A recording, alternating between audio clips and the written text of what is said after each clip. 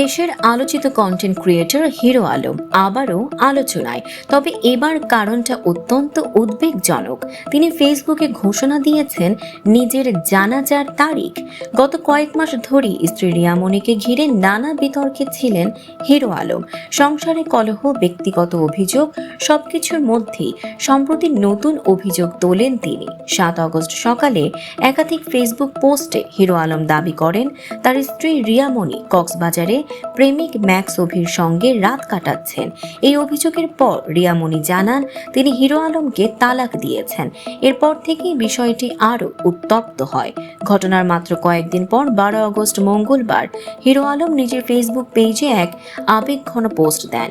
রিয়ামণি মিথ্যা কথা বলে, তালাক আর পরকীয়া মেনে নিতে পারলাম না, হিরো আলম ওষুধ খেয়ে মরে না।